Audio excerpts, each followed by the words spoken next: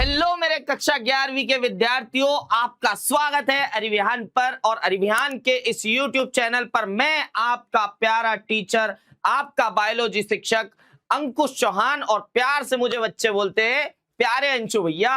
तो आपका स्वागत करता हूं इस लेक्चर में, जहां पर हम हमारी 11वीं कक्षा के उन 2 यूनिट्स यानी 2 इकाइयों को पढ़ने वाले हैं, जिससे सबसे ज्यादा कठिन पार्ट माना जाता है कक्षा 11वीं बायोलॉजी का। और साथ ही साथ हमारी परीक्षा में सबसे ज्यादा अंक इन्हीं 2 यूनिट से आते हैं। मैं बात कर रहा हूं अंतिम 2 यूनिट्स की, ठीक है। तो अब यहां पर जो है इस कक्षा में, इस लेक्चर में हम लोग बात करेंगे उन इंपॉर्टेंट क्वेश्चंस की जो इन 2 यूनिट से पूछे जाते हैं और इन 2 यूनिट के चैप्टर्स से पूछे जाते हैं। तो क्या आप तैयार हैं मेरे साथ इस जर्नी को एंजॉय करने के लिए और अपने कक्षा 11वीं की इस तैयारी को और ज्यादा मजबूत करने के लिए? तो चलिए बिना देरी के शुरुआत करते हैं हमारे पहले अध्याय की, जिसका नाम है उच्च पादपों में प्रकाश संश्लेषण। इस अध्याय में हमें प्रकाश संश्लेषण के बारे में सारी चीजें देखनी पड़ती है, और ये कौन से पादपों की बात होती है? उच्च पादपों की बात होती है, ठीक है। तो सबसे पहला प्रश्न आ जाता है, सबसे मोस्ट इंपॉर्टेंट क्वेश्चन यहां से, C3 और C4 पौधों में तुलना कीजिए, या फिर इनके बीच में अंतर बताइए कि आखिर C3 पौधे क्या होते हैं और C4 पौधे क्या होते हैं, ठीक है। बात करेंगे C3 और C4 पौधों की, तो हमें सबसे पहले तो इसका बेसिक अंतर यह देखने के लिए मिलता है 3 और 4 यहां क्यों है, C3 और C4 क्यों है? क्योंकि यहां पर C3 और C4 इंगित करता है कि कार्बन के 3 अणु बनते हैं या 4 अणु बनते हैं, ठीक है। तो C3 पौधों में मध्यवर्ती उत्पाद क्या है? 3 कार्बनिक अम्ल बनते हैं, ठीक है। यहां पर जो कि क्या होता है, फॉस्फोग्लिसरिक अम्ल बनेगा, 3 कार्बन अणुओं वाला एक अम्ल, जिसका नाम होगा क्या? फॉस्फोग्लिसरिक अम्ल, ठीक है। फिर उसके बाद यदि C4 की बात करेंगे तो यहां पर पहला मध्यवर्ती उत्पाद जो बनेगा, जो कि स्थिर उत्पाद होगा C4 पौधों में, वो 4 कार्बन अम्ल होंगे, जो कि ऑक्सेलो एसीटेट होगा, जिसका बाद में मेलेट में परिवर्तन या अपचयन हो जाएगा, ठीक है। फिर दूसरे अंतर की बात करेंगे, इसमें प्रकाश संश्लेषण की क्रियाएं केवल मेसोफिल कोशिकाओं में होगी, जो कि पत्तियों की सतह पर उपस्थित होगा, जबकि यहां पर प्रकाश संश्लेषण की क्रियाएं जो होगी मेसोफिल कोशिकाओं के साथ साथ बंडल शीथ में भी होगी, ठीक है। यदि हम बात करते हैं C3 पौधे इस प्रकृति में कितने प्रतिशत पाए जाते हैं, तो लगभग हरे पौधों की कैटेगरी में 95% जो पौधे होंगे वो किस प्रकार के होंगे? C3 प्रकार के पौधे होंगे, जबकि C4 प्रकार के जो पौधे होंगे वो केवल 5% पौधे होंगे, ठीक है। तो यहां पर जो है आपके इन दोनों के अंतर आपको समझ में आ गए, ठीक है। बात करते हैं अगले प्रश्न की, प्रकाश संश्लेषण किसे कहते हैं? इसका महत्व समीकरण सहित समझाइए। अब प्रकाश संश्लेषण की क्रिया की बात करें तो बहुत समय से हम पढ़ते आ रहे हैं, लगभग 8वीं 9वीं 10वीं से विज्ञान में पढ़ते आ रहे हैं प्रकाश संश्लेषण क्या होता है, कि सूर्य की प्रकाश ऊर्जा के द्वारा पौधे, हरे पेड़ पौधे जो है वो अपना भोजन बनाने की क्रिया करते हैं। इसको क्या कहते हैं भैया? प्रकाश संश्लेषण। लेकिन हम आ गए हैं कक्षा 11वीं में, इतनी आसान भाषा में हम नहीं लिख सकते, क्योंकि हम प्राउडली कहते हैं कि भैया हमने बायोलॉजी लिया है और हम बायोलॉजी के स्टूडेंट है। तो आइए समझते हैं कि क्या बढ़िया परिभाषा होनी चाहिए। प्रकाश संश्लेषण वह प्रक्रिया है जिसमें हरे पेड़ पौधे क्लोरोफिल की उपस्थिति में, ये बहुत ज्यादा इंपॉर्टेंट है, ये लिखना ही लिखना पड़ेगा, क्लोरोफिल की उपस्थिति में सूर्य के प्रकाश की सहायता से वायुमंडल की कार्बन डाइऑक्साइड और जल से ग्लूकोज का निर्माण करते हैं तथा ऑक्सीजन को मुक्त करते हैं। इस प्रक्रिया को क्या कहा जाता है? प्रकाश संश्लेषण की प्रक्रिया कहा जाता है। इतने ध्यान से इतने शब्दों का चयन करके आपको लिखना पड़ेगा, तब जाकर के अच्छे से अच्छे मार्क्स मिलेंगे। वरना अगर ऊपर ऊपर परिभाषा लिख के आ गए तो भैया मार्क्स मिलने में कंजूसी हो सकती है। अब साथ में हमें प्रश्न में लिखा है कि इसे प्रकाश संश्लेषण किसे कहते हैं, इसका महत्व समीकरण सहित समझाइए। तो समीकरण भी लिखना पड़ेगा। तो ये जो क्रिया है उसको समीकरण में ढाल देते हैं, 6CO2, ठीक है, प्लस 6H2O। यहां पर कार्बन डाइऑक्साइड मिल रही है और जल मिल रहा है, यहां पर लिखा अपन ने कार्बन डाइऑक्साइड और जल से, ठीक है। किसका निर्माण कर रहे हैं भैया? ग्लूकोज और ऑक्सीजन का। ग्लूकोज का सूत्र क्या है? C6H12O6, ठीक है। और ऑक्सीजन यहां पर 6 अणु ऑक्सीजन निकल रहे हैं, 6O2 निकल रही है, ठीक है। तो ये किसकी उपस्थिति में, अपन ने बोला कि भैया प्रकाश की उपस्थिति में, सूर्य प्रकाश की उपस्थिति में बेसिकली, और क्लोरोफिल जो कि इन पत्तियों की कोशिकाओं में पाया जाता है, क्लोरोफिल की उपस्थिति में ये प्रकाश संश्लेषण की क्रिया करते हैं। तो क्या अब इसमें कोई दिमाग लगाने की जरूरत है? ये अपने आप में एक सुसज्जित और अच्छे मार्क्स दिलाने वाला आंसर है। लेकिन यहां पर और एक बात की गई है कि महत्व भी बताना है कि भैया प्रकाश संश्लेषण से क्या महत्व है। तो बात करते हैं इसके महत्व की। महत्व की बात करेंगे, भोजन का स्रोत है ये। क्यों है भोजन का स्रोत? क्योंकि पृथ्वी पर सभी जीवों के लिए भोजन का मूल स्रोत होता है। अब जो है हरे पेड़ पौधे अपना भोजन तो बना ही रहे, ठीक है। इन हरे पेड़ पौधों को कौन खा रहे हैं? शाकाहारी जीव खा रहे हैं। और शाकाहारी को कौन खा रहे हैं? मांसाहारी खा रहे हैं। इसका मतलब क्या है कि हर एक जीव कहीं ना कहीं डायरेक्टली या इनडायरेक्टली, प्रत्यक्ष या अप्रत्यक्ष रूप से हरे पौधों के स्वपोषण पर निर्भर करता है। इसीलिए हमने लिखा कि पृथ्वी पर सभी जीवों के लिए भोजन का क्या है? मूल स्रोत है। फिर बात करेंगे ऑक्सीजन की पूर्ति की या ऑक्सीजन की आपूर्ति की। तो यह वातावरण में ऑक्सीजन बनाए रखने का काम करते हैं, ठीक है। सभी जीवधारी जो ऑक्सीजन ग्रहण करके श्वसन की प्रक्रिया करते हैं, वो सब ऑक्सीजन कहां से मिल रही है? अपने को हरे पेड़ पौधों से मिल रही है, ठीक है। फिर बात करेंगे ऊर्जा का संचय। तो सूर्य की ऊर्जा जो है, प्रकाश ऊर्जा को रासायनिक ऊर्जा में संचित करके रखते हैं पौधे, ठीक है। प्रकाश ऊर्जा जो आ रही है उसको रासायनिक ऊर्जा में परिवर्तन करने का काम क्या हो रहा है? प्रकाश संश्लेषण की क्रिया हो रही है। फिर बात करेंगे कार्बन डाइऑक्साइड का संतुलन। तो यह वातावरण से कार्बन डाइऑक्साइड को अवशोषित कर संतुलन बनाए रखते हैं, क्योंकि पौधों में कार्बन डाइऑक्साइड लेने की, अवशोषित करने की क्षमता होती है, जिसके कारण वो क्या करते हैं? इस प्रकाश संश्लेषण की क्रिया कर पाते हैं। और जो कार्बन डाइऑक्साइड कहीं ना कहीं अधिक मात्रा में हमारे लिए जानलेवा हो सकती है, तो ये एक बैलेंस बनाने का भी काम कर रहे हैं। फिर जीव मंडल का आधार, तो खाद्य श्रृंखला का आधार प्रकाश संश्लेषण है। यदि हम बात करते हैं, हमको खाद्य श्रृंखला वाला टॉपिक जो है कक्षा 12वीं में देखने के लिए मिलता है। खाद्य श्रृंखला बेसिकली क्या होती है? ये जो मैंने यहां बनाई है कि हरे पेड़ पौधों को शाकाहारी खाएंगे, शाकाहारी को मांसाहारी खाएंगे, तो ये कहीं ना कहीं प्रकाश संश्लेषण की प्रक्रिया से ही संभव हो पा रहा है कि हरे पेड़ पौधों ने अपना भोजन बनाया, फिर उन हरे पेड़ पौधों को शाकाहारियों ने खाया और शाकाहारियों को मांसाहारी जीवों ने खाया। तो ये क्या है? एक खाद्य श्रृंखला है, ठीक है। तो बात हो गई इस प्रश्न की। अगले प्रश्न की तरफ चलेंगे भाई। अगला प्रश्न है, केल्विन चक्र तथा हैच चक्र में अंतर लिखिए। केल्विन चक्र और हैच चक्र की बात की जा रही है। एक साइड लिखेंगे केल्विन चक्र, एक साइड लिखेंगे हेसलेक चक्र, ठीक है। तो केल्विन चक्र कहां पाया जाता है भैया? तो हरे पेड़ पौधों में पाया जाता है। जबकि हैच स्लैक चक्र कहां मिलता है आपको? मुख्यतः C4 पौधों में। जो हमने C3 और C4 पौधों की बात करी थी, उनमें अंतर देखा था। तो उनमें जो C4 पौधे थे, उन 5% पौधों में ये हैच स्लैक चक्र पाया जाता है, ठीक है। फिर बात करेंगे, प्रथम स्थिर उत्पाद 3 कार्बन यौगिक मिलेगा, जो कि क्या होगा? फॉस्फोग्लिसरेट अम्ल होगा, ठीक है। यहां पर क्या होगा? C4 कार्बनिक यौगिक होगा, जिसमें ऑक्सालो एसिटिक अम्ल होगा, ठीक है। फिर बात हो गई भाई। फिर इसके उदाहरण क्या है? तो उदाहरण लिखना बहुत ज्यादा इंपॉर्टेंट है। क्यों उदाहरण लिखना बहुत ज्यादा इंपॉर्टेंट है? क्योंकि आपका उत्तर जो है बहुत ज्यादा सुसज्जित लगता है इससे। तो इसके उदाहरण क्या होंगे? गेहूं, चावल, मटर इत्यादि केल्विन चक्र जिन पौधों में पाया जाएगा। उसके अलावा हैच-स्लैक चक्र किन में पाया जाएगा? मक्का में, गन्ना में, ज्वार में इत्यादि में पाया जाएगा, ठीक है। यहां तक कोई समस्या नहीं होनी चाहिए। बढ़ते आगे। प्रकाश संश्लेषण की प्रकाशिक अभिक्रिया का वर्णन कीजिए। अब आपको एक प्रश्न जो है कहीं ना कहीं आपका दिमाग खराब करते हुए दिखाई देता है कि प्रकाश संश्लेषण की भी प्रकाशिक अभिक्रिया के बारे में बताइए। तो चलिए बहुत आसान करते हैं इस चीज को। प्रकाश संश्लेषण की प्रकाशिक अभिक्रिया जो है हरे पेड़ पौधों के क्लोरोप्लास्ट के ग्रेना में, कहां पर? ग्रेना में पाया जाता है, जिसको अपन क्या बोलते हैं? थाइलाकोइड झिल्लियों में पाया जाता है, ठीक है। इस चरण में सूर्य प्रकाश की ऊर्जा को रासायनिक ऊर्जा में, क्योंकि सूर्य की प्रकाश जो ऊर्जा है वो कैसी ऊर्जा है? प्रकाशिक ऊर्जा है। उसको किस में चेंज करना है? रासायनिक ऊर्जा में चेंज करना है। तो रासायनिक ऊर्जा में एटीपी और NADPH के फॉर्म में उसको चेंज करना है। तो इसमें परिवर्तित करने की प्रक्रिया क्या कहलाएगी?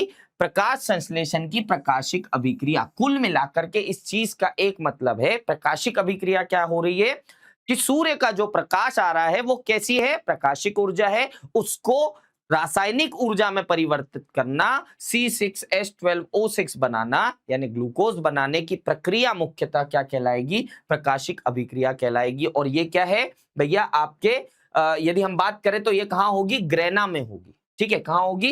क्लोरोप्लास्ट के ग्रेना में होगी। ठीक है, अब प्रमुख घटनाएं क्या होगी? तो प्रकाश का अवशोषण होगा, जिसमें क्लोरोफिल प्रकाश ऊर्जा को ग्रहण करेगा, और यह प्रक्रिया मुख्यतः प्रकाश तंत्र 1 या PS1 और प्रकाश तंत्र 2 या PS2 में होती है। ठीक है, अब फिर दूसरी चीज क्या होगी? जल का अपघटन होगा। यहां पर फोटोलाइसिस, ठीक है, फोटोलाइसिस के द्वारा जल अणु टूटकर ऑक्सीजन, प्रोटॉन और इलेक्ट्रॉन बनाएंगे। ठीक है, इसको मुक्त होगी क्या? इसमें ऑक्सीजन जो वातावरण में मुक्त हो जाएगी। जो 6O2 है वो इस चरण में जब जल का अपघटन होगा तब जाकर के मुक्त होगी। ठीक है, एटीपी का निर्माण होगा। इलेक्ट्रॉनों के प्रवाह के दौरान ऊर्जा निकलती है जिससे एटीपी का निर्माण होता है, और इस प्रक्रिया को फोटोफॉस्फोरिलेशन कहा जाता है। क्या कहा जाता है? फोटोफॉस्फोरिलेशन कहा जाता है। तो इतनी चीज लिखनी है, तब जाकर के उत्तर का आपको सही मार्क मिल पाएंगे। बढ़ेंगे आगे की तरफ। फिर एक अंत क्रिया जो बची है NADPH का निर्माण। ठीक है, यहां पर अंततः इलेक्ट्रॉन जो है NADP को अपचयित करके NADPH बनाते हैं। ठीक है, इतनी सी लाइन है, ये भी आपको याद रखनी पड़ेगी।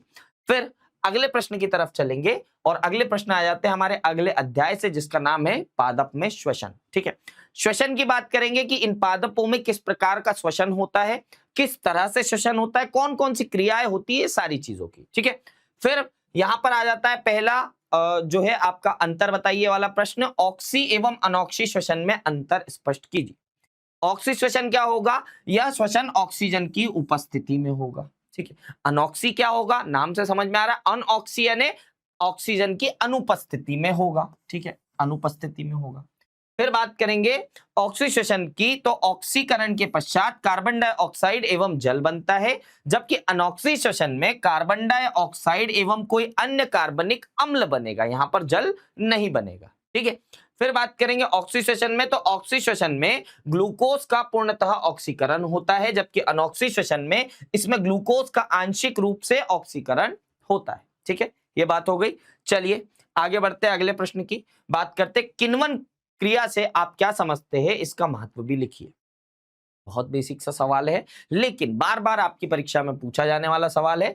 किण्वन एक अनॉक्सी प्लवसन के समरूप एक क्रिया होती है। ठीक है, इस चीज को याद रखेंगे, अनॉक्सी प्लवसन। ठीक है, इसके समरूप यानी इसके जैसी एक प्रक्रिया है जिसमें विभिन्न कार्बनिक पदार्थों का सूक्ष्म जीवों द्वारा, इसके द्वारा सूक्ष्म जीवों द्वारा, चलो इसको सही से लिखते हैं,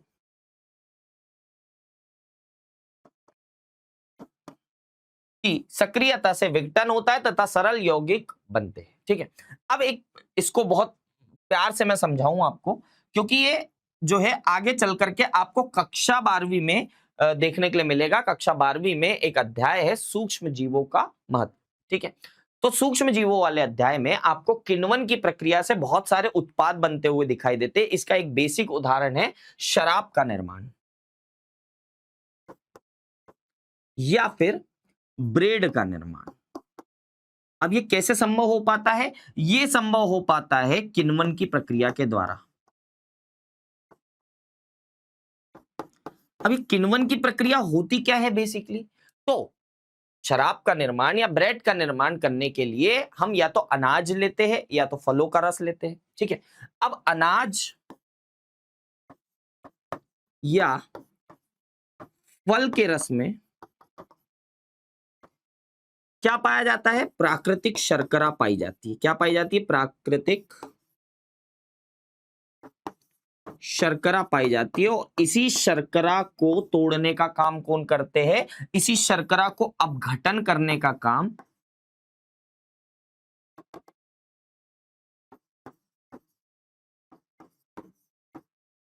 का कार्य कौन करेंगे? आपके सूक्ष्म जीव करेंगे। अब सूक्ष्म जीव क्या होंगे? तो वो सूक्ष्म जीव जिसको हमने पहले दूसरे अध्याय में पढ़ा है, बहुत सारे सूक्ष्म जीवों के बारे में, जैसे आपके बैक्टीरिया या जीवाणु हो गए, ठीक है, ईस्ट हो गया, कवक हो गया, ये सब क्या है, सूक्ष्म जीवों की श्रेणी में आते हैं। तो ये सूक्ष्म जीव जो है इसका अपघटन करने का काम करेंगे और अपघटन करके क्या निर्माण करेंगे, अब निर्माण करेंगे एल्कोहल का और कार्बन डाइऑक्साइड का। तो बहुत ज्यादा मात्रा में जो है कार्बन डाइऑक्साइड यहां पर क्या है, निर्मित होती है और एल्कोहल बनता है। ठीक है, तो बात करेंगे कि किण्वन की प्रक्रिया है क्या, सूक्ष्म जीवों द्वारा प्राकृतिक शर्करा को, जो अनाज या फल में पाई जाती है, उसकी प्राकृतिक शर्करा को अपघटन करने के पश्चात एल्कोहल एवं कार्बन डाइऑक्साइड का निष्कासन करना क्या कहलाएगा, किण्वन की प्रक्रिया कहलाएगी। ठीक है, बात समझ में आ गई। बहुत आसान चीज है, बहुत आसान तरीके से आप इसको समझ सकते हैं।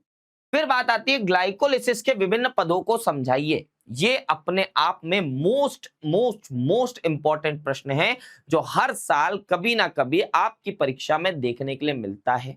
ठीक है, और कहीं ना कहीं बच्चों को डर भी बना होता है और बच्चों को डर लगता है। ठीक है, ग्लाइकोलाइसिस के मुख्यतः 3 चरण होते हैं। सबसे पहली बात तो ये होगी, इसको 3 चरणों से हम मेनली समझेंगे। पहला चरण होगा ऊर्जा निवेश का चरण। ऊर्जा निवेश यानी एनर्जी का इन्वेस्टमेंट करेंगे। ठीक है, ऊर्जा जो होगी उसको इन्वेस्ट करेंगे। आपने अभी सुना होगा बहुत मार्केट में इन्वेस्टमेंट का काम कर रहे हैं लोग। ठीक है, इन्वेस्टमेंट का मतलब क्या है, खर्च करके रखना, लेकिन वो खर्चा ऐसा हो जो भविष्य में आपके लिए रिटर्न कुछ दे। जैसे लोग बोलते हैं कि यार प्लॉट में इन्वेस्ट करना है, यानी किसी खाली जगह पर कोई प्लॉट खरीद लिया, आप भविष्य में साल 2 साल 5 साल बाद उसकी कीमत जो है दुगनी चौगनी होकर के मिल जाएगी आपको। ठीक है, तो ऊर्जा का निवेश चरण होगा। यहां पर क्या होगा, ग्लूकोज का फॉस्फोरीकरण होगा। ठीक है, ग्लूकोज का जो है फॉस्फोरीकरण होगा, है ना। फिर बात करेंगे, इसमें जो है 2 एटीपी अणुओं का उपयोग होगा। अब भैया अगर फॉस्फीकरण हो रहा है तो कहीं ना कहीं अणुओं का उपयोग होगा, 2 एटीपी अणुओं का उपयोग होगा। ठीक है, फिर अंत में ग्लूकोज टूटकर 2 ट्रायोस फॉस्फेट अणु बनाएगा। क्या बनाएगा, ट्रायोस फॉस्फेट अणु, क्योंकि फॉस्फीकरण हो रहा है तो क्या बनेगा, अंत उत्पाद अभी यहां पर इस प्रक्रिया में ट्रायोस फॉस्फेट अणु बनेगा। ठीक है, ये एक प्रक्रिया हो। अब बात करेंगे विखंडन चरण। विखंडन चरण में क्या होता, विखंडन यानी कुछ ना कुछ विभाजित होने वाली चीज या टूटने वाली चीज। ठीक है, तो यहां पर जो 6 कार्बन वाला यौगिक होगा वो 3 कार्बन वाले अणुओं में विभाजित होगा। अपन ने क्या बोला, विखंडन या विभाजित होने वाली प्रक्रिया है। तो 6 कार्बन वाला जो यौगिक था अब वो 3 वाले कार्बन यौगिकों में टूटेगा या कार्बन अणुओं में टूटेगा। ठीक है, दोनों अणु समान रूप से आगे की क्रियाओं में भाग लेंगे। इस प्रक्रिया में क्या हो रहा, 6 को 3 के हिस्सों में तोड़ दिया है। ठीक है, अब आएगा ऊर्जा उत्पादन का चरण। ठीक है, अब ऊर्जा उत्पादन का चरण क्या है, तो ट्रायोस फॉस्फेट का ऑक्सीकरण होगा।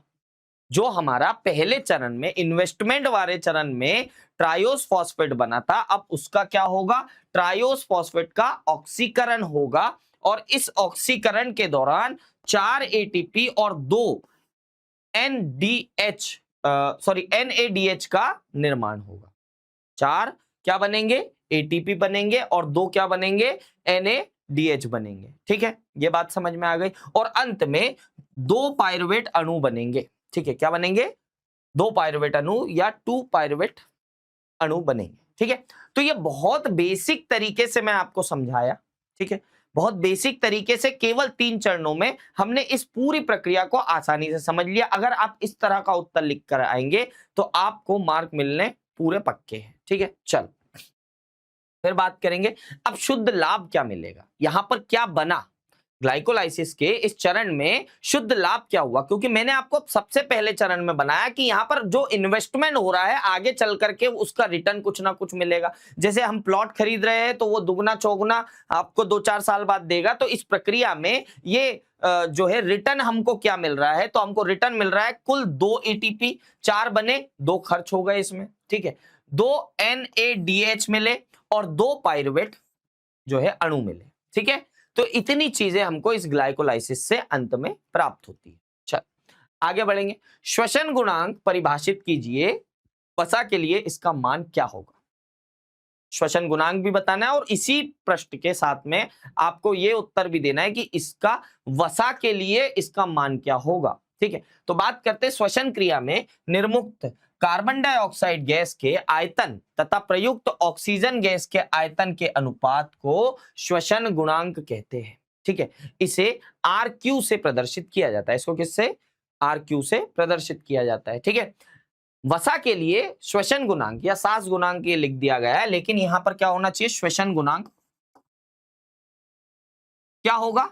1 से कम होगा, यानी लगभग 0.7 या 0.6 के आसपास जो है वसा के लिए श्वसन गुणांक होता है।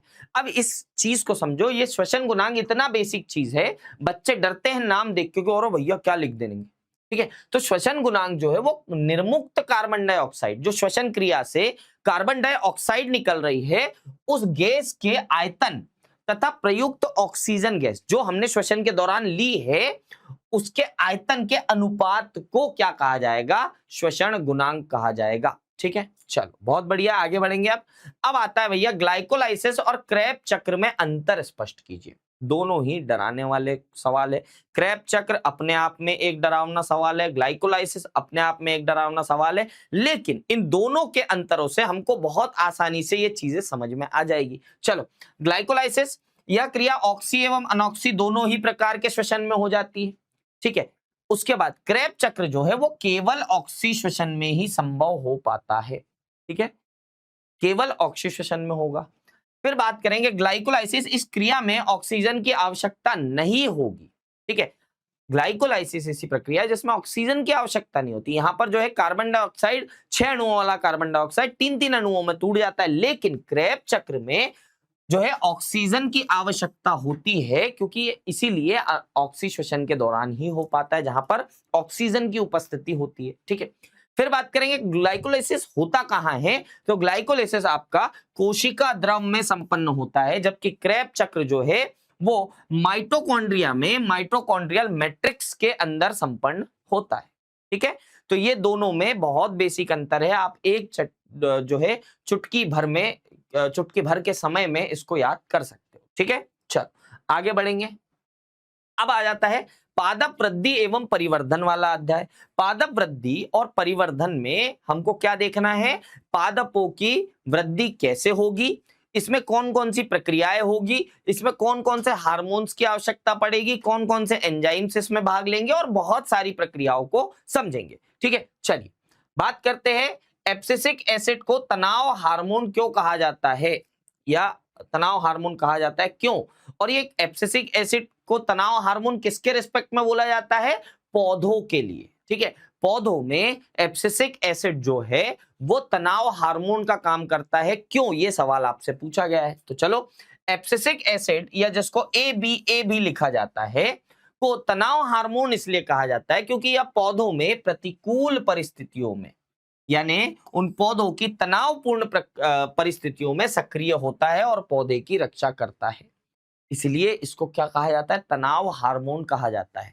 जब उस पौधे के लिए कोई प्रतिकूल परिस्थिति आती है, चाहे वो मौसमी परिस्थिति हो, चाहे मानवीय परिस्थिति हो, चाहे उसको कोई काट रहा हो, चाहे उसको कोई टहनी तोड़ रहा हो, तो उस समय क्या होगा? उसके लिए प्रतिकूल परिस्थिति जनरेट होगी, और उस समय जो है उसके शरीर में, पौधों की कोशिकाओं में एब्सिसिक अम्ल बनेगा, जिससे हम क्या कहते हैं? आमतौर पर पौधे के लिए तनाव हार्मोन कहते हैं। ठीक है, जल की कमी होगी। कारण क्या हो गया इसके? जल की कमी। सूखा होने पर रंध्र स्टोमेटा बंद कर देगा, जिससे जल का अपव्यय कम होगा। अब ये जो एब्सिसिक एसिड बना है, ये सक्रिय हुआ, ये कौन कौन से काम करेगा? तो सबसे पहले यदि जल की कमी होगी, ठीक है, पौधे को जल की कमी होगी, मैंने बोला कि मौसमी भी चीजें हो सकती है, मानवीय भी चीजें हो सकती है। तो मौसम में मान लो कि बहुत समय से बारिश नहीं हुई, अब पौधा जो है सूखने की कैटेगरी में आने वाला है, तो उस पौधे के अंदर जो है एब्सिसिक एसिड का निर्माण होगा, और सबसे पहले काम क्या करेगा? वो बोलेगा भैया रंध्र जो है स्टोमेटा ये बंद हो।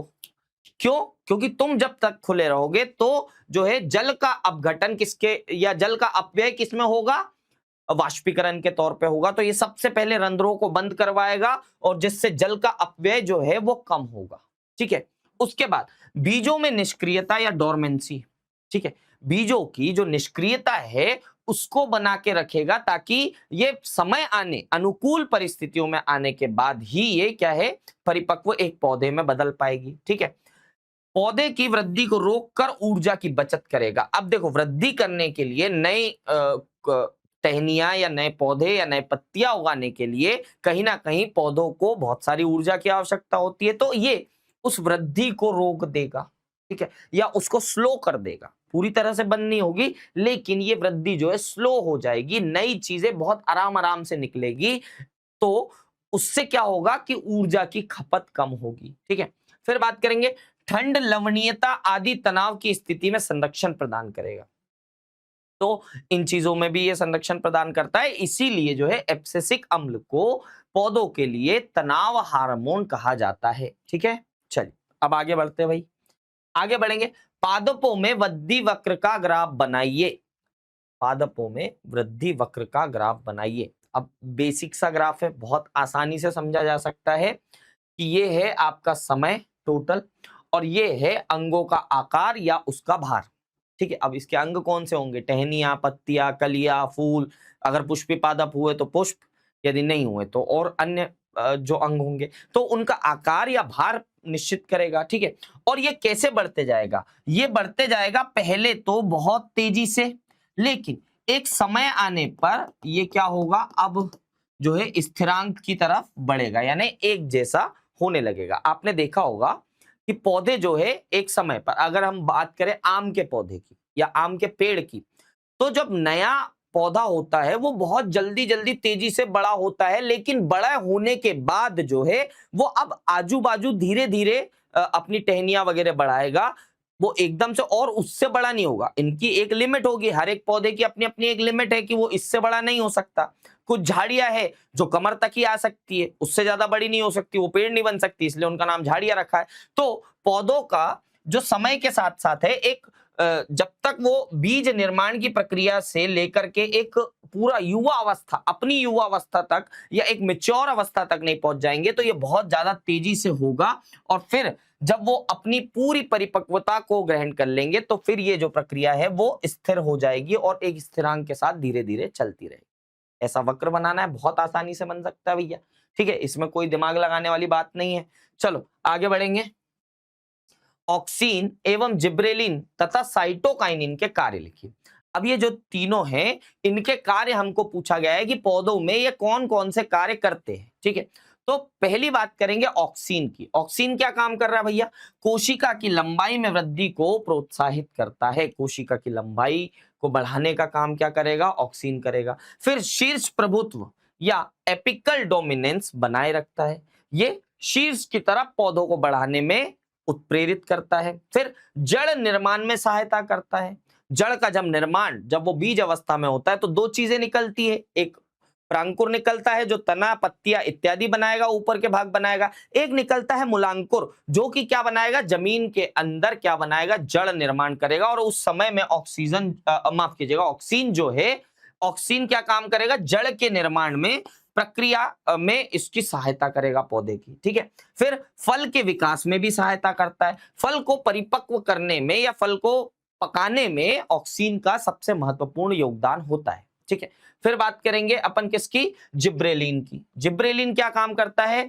तने की लंबाई में वृद्धि करेगा। ये केवल किस पे फोकस करता है? तने तने पर फोकस करेगा, तने की लंबाई को बढ़ाने का काम करेगा, ठीक है। फिर बीजों के अंकुरण को प्रोत्साहित करता है। जो बीजों का अंकुरण या बीज जो है वो प्रसुप्ता अवस्था में रहते हैं, अभी अपन ने बात करी थी एब्सिसिक अम्ल के द्वारा जो है उसकी प्रसुप्ता अवस्था, लेकिन वो प्रसुप्ता अवस्था कब तक रहेगी? जब तक उसको, उस बीज को अनुकूल परिस्थितियां ना मिल जाए। अब अनुकूल परिस्थितियों से मतलब है कि उसको जल मिल जाएगा, उसको बढ़िया ऑक्सीजन मिल जाएगी, उसको उगने के लिए अच्छा माध्यम मिल जाएगा, वो चाहे आपके मिट्टी क्यों ना हो, मिट्टी भी उस बीज को उगने के लिए सबसे प्राइमरी माध्यम होता है पौधों के लिए, ठीक है।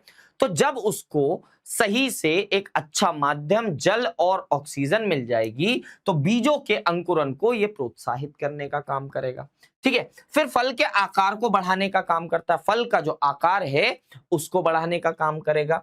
और कुछ पौधों में पुष्पन को, यानी पुष्प निर्माण की प्रक्रिया को प्रेरित करने का काम कौन करता है? जिब्रेलिन करता है, ठीक है। फिर आगे बढ़ेंगे, साइटोकाइनिन की बात करेंगे। तो साइटोकाइनिन जो है मुख्यतः कोशिका के विभाजन में मदद करता है। सबसे मेन काम है इसका कि यह कोशिका को विभाजित करने में मदद करेगा। ठीक है, चाहे वो समसूत्री हो चाहे अर्धसूत्री, जितने भी विभाजन होते हैं मुख्यतः जो है पौधों की शरीर निर्माण या काया निर्माण में समसूत्री विभाजन ज्यादा होगा, तो समसूत्री विभाजन को प्रोत्साहित करने का काम कौन करेगा? साइटोकाइनिन करेगा। ठीक है, और पार्श्व कलिकाओं की वृद्धि में सहायता करता है, जो कली अवस्थाएं होती है पुष्पों की, स्पेशली पुष्पीय पादपों में। तो पुष्पीय पादपों में पार्श्व कलिकाएं जो होगी उनको वृद्धि करने का काम करेगा। पत्तियों की वृद्धावस्था या बुढ़ापे को विलंबित करेगा, यानी रोक के रखेगा।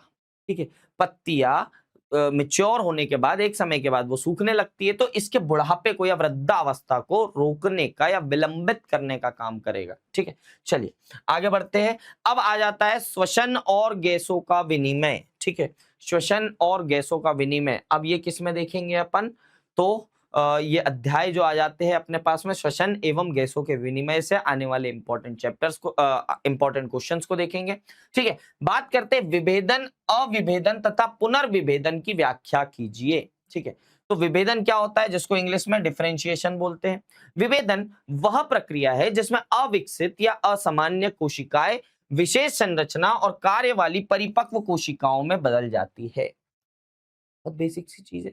हमने बोला विभेदन क्या होगा? विभेदन का मतलब ये होगा कि जो असामान्य कोशिकाएं है या जो अविकसित कोशिकाएं है वो परिपक्व कोशिका में बदल जाएगी, जो कि उस कोशिका में सब अंग, जो कोशिकांग आवश्यक है वो रहेंगे, उसके सारी चीजें बढ़िया तरीके से चलेगी, उसके अंदर होने वाली प्रक्रियाएं सब तरीके से चलेगी, वो एक परिपक्व जो है आपकी कोशिका अवस्था होगी।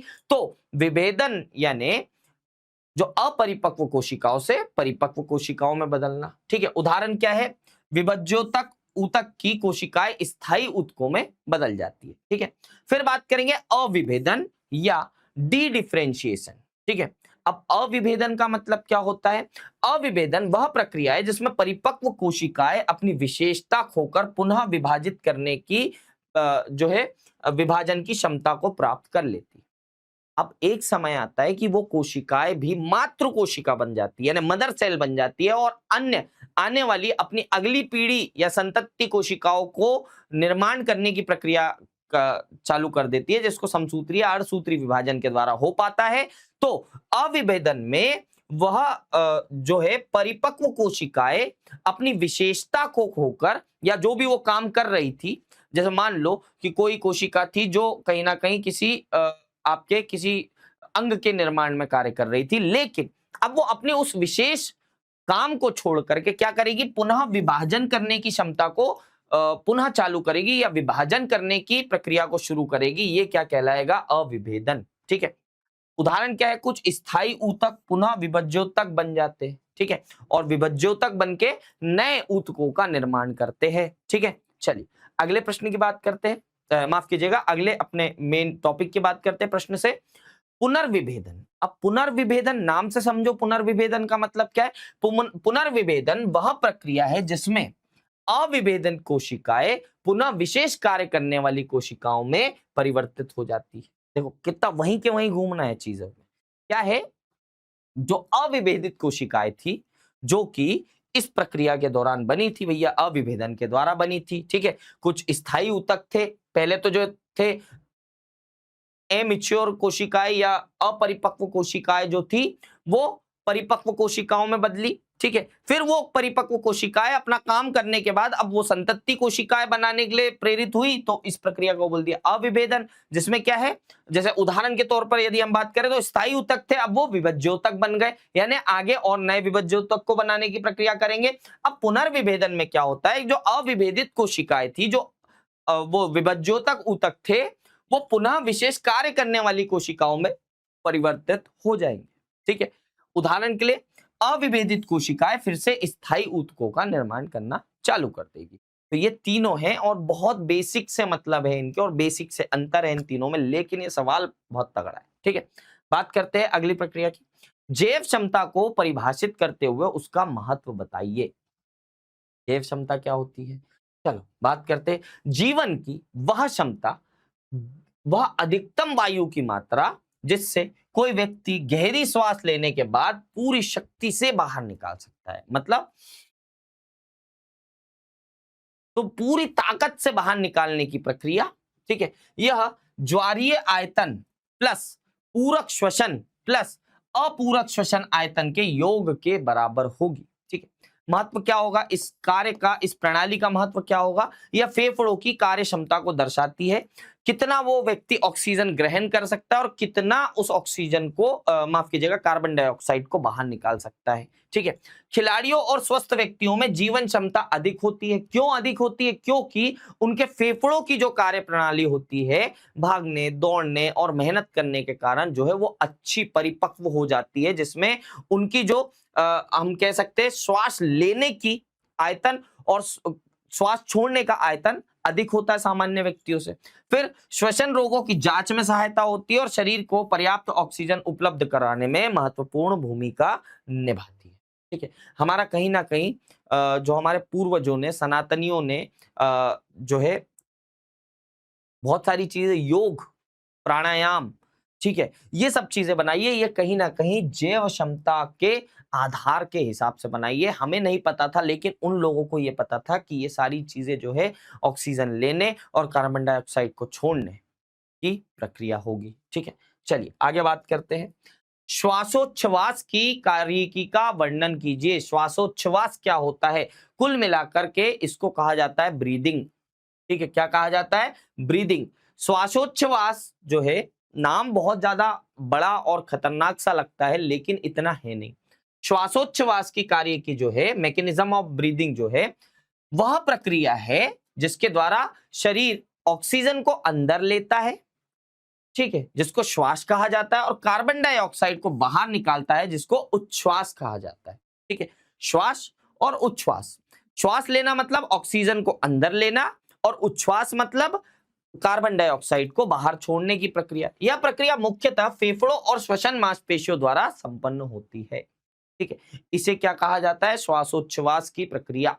ठीक है, क्या कहा जाता है? श्वासोच्छ्वास की प्रक्रिया। अब इस नाम को अगर आप बहुत डिटेल में पढ़ेंगे तो यहां पर क्या लिखा हुआ है? श्वासो, तो इसको श्वास धन उच्छ्वास बोला जाएगा। देखो, यदि तुम्हें बायोलॉजी पढ़नी है और वो भी हिंदी मीडियम में पढ़नी है, तो मेरे लाडलो ये याद रखना कि तुम्हें कक्षा जो 10वीं में तुमने 10वीं तक पढ़ा था संस्कृत या फिर हिंदी का संधि विच्छेद करते जरूर आना चाहिए। मैं कक्षा 12वीं वाले बच्चों को भी पढ़ाता हूं, तब भी ये बोलता हूं कि बेटा संधि विच्छेद अगर तुमने सीख लिया था तो अब बायोलॉजी में, हिंदी मीडियम बायोलॉजी में बहुत ज्यादा काम आएगा। अगर तुम इस बड़े से शब्द को बहुत ध्यान से समझो तो ये बड़े से शब्द का संधि विच्छेद यदि हम करें श्वासोच्छ्वास का, तो श्वास धन उच्छ्वास होता है। तो श्वास का मतलब क्या है? श्वास का मतलब है भैया शरीर में ऑक्सीजन लेना, और उच्छ्वास का मतलब है कार्बन डाइऑक्साइड को बाहर निकालना। केवल नाम से तुमने इस पूरी प्रक्रिया को एक चुटकी में समझ लिया। श्वासोच्छ्वास की प्रक्रिया श्वास लेने की प्रक्रिया और कार्बन डाइऑक्साइड को बाहर छोड़ने की प्रक्रिया है। ठीक है, अब इसमें कौन कौन से अंग जो है काम में आते हैं? तो फेफड़े आएंगे जो कि मुख्य श्वसन अंग है। ठीक है, इसी को हम क्या बोलते हैं? मुख्य श्वसन अंग बोलते हैं। ठीक है, उसके बाद डायफ्राम जो है, डायफ्राम इसके काम आएगा, और उसके बाद पंजर मांसपेशियां जिसको अंतर पसली मांसपेशियां भी बोला जाता है, वो काम आएंगे। ठीक है, तो ये यहां तक की बात क्या हो गई? अपने श्वासोच्छ्वास की प्रक्रिया हो गई। ठीक है, तो चलिए अब अगले प्रश्न की तरफ चलेंगे। चलिए, तो अगले चीज को और थोड़ा सा डिटेल में देखते हैं। जब बात करते हैं श्वास की, तो डायफ्राम संकुचित होकर नीचे की ओर खींचता है। ये प्रक्रिया आपको पता है कि डायफ्राम जो होगा वो संकुचित हो जाएगा, ठीक है, और नीचे की ओर खींचेगा, और पंजर मांसपेशियां सिकुड़कर पसलियों को ऊपर से बाहर की ओर उठाएगी।